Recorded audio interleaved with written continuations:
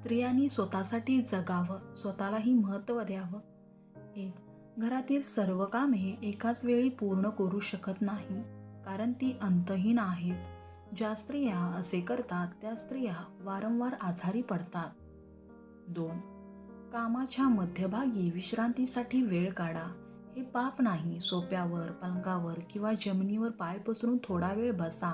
थोडे शेंगदाणे खा किंवा भाजलेले हरभरे खा. आवडते गाणे गा किंवा ऐका. तुमचे आवडते पुस्तक वाचा. तुम्हाला लवकरच आराम वाटेल. 3, घरातील कामे करताना डोके दुखत असेल, खूप थकवा येत असेल तर थोडा वेळ झोपा. विश्वास ठेवा, तुमची डोकेदुखी, थकवा निघून जाईल. ज्या स्त्रिया आरामाला हराम मानतात त्या आजारपण ओढवून घेतात. 4, झोप येण्यासाठी कधीही झोपेच्या गोळ्या किंवा औषधे वापरू नका. त्याच्या वाईट परिणामामुळे मन आणि शरीराचे अनेक भाग खराब होतात. विस्मरणाची समस्या उद्भवते. झोपण्यासाठी मन शांत करा. विचार करू नका. अजिबात काळजी करू नका. सर्व काही त्याच्या वेळेवर होते. काळजी केल्याने शरीरातील मधुमेह, उच्च रक्तदाब, BP आणि यकृताचे आजार इत्यादींचे बळी ठरू शकतात. 5, निसर्गाच्या सहवासातही थोडा वेळ घालवा.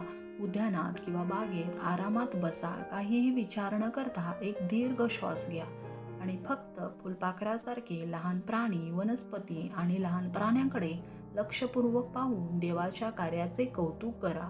उठण्याची आणि परत जाण्याची घाई करू नका. तुमचा सर्व ताण दूर होईल. 6, कधीकधी तुमच्या बेडरूममध्ये किंवा बाथरूममध्ये आरशासमोर उभे राहून स्वतःकडे पहा. तुम्हाला पार्टीला जायचे आहे किंवा कोणाला दाखवायचे आहे म्हणून नाही. फक्त स्वतःकडे लक्ष द्या. स्वतःच्या फायद्यासाठी ते क्षण आठवा जेव्हा तुमचा नवरा तुमच्या सौंदर्याची खुलेपणाने प्रशंसा करत असतो. 7, एखाद्या दिवशी थोडा वेळ मिळाला तर तुमचा मेमरी बॉक्स, तुमचा लग्नाचा अल्बम उघडा. ते क्षण आणि त्याच्याशी निगडीत हास्य आठवा. नक्कीच तुमच्या चेहऱ्यावर एक अद्भुत हास्य येईल. वाईट आठवणी कोळ्याच्या घाणेरड्या जाळ्यासारख्या फेकून द्या.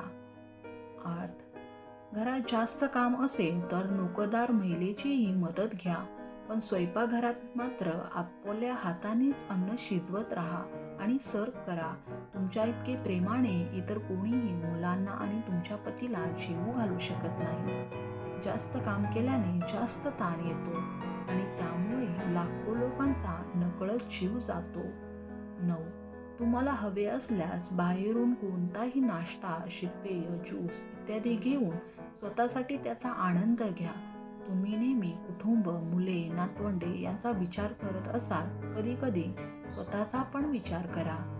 10, जर तुम्हाला बरे वाटत नसेल आणि तुम्ही आजारी असाल तर ते लपवू नका. त्यासाठी योग्य डॉक्टरांकडून उपचार करून घ्या. हा तुमच्या आयुष्याचा प्रश्न आहे. त्यात बेफिकीर राहू नका. दररोज अशाच माहितीपूर्ण व्हिडिओसाठी चॅनलला सबस्क्राईब करा आणि व्हिडिओ आवडला असेल तर नक्की लाईक करा. धन्यवाद.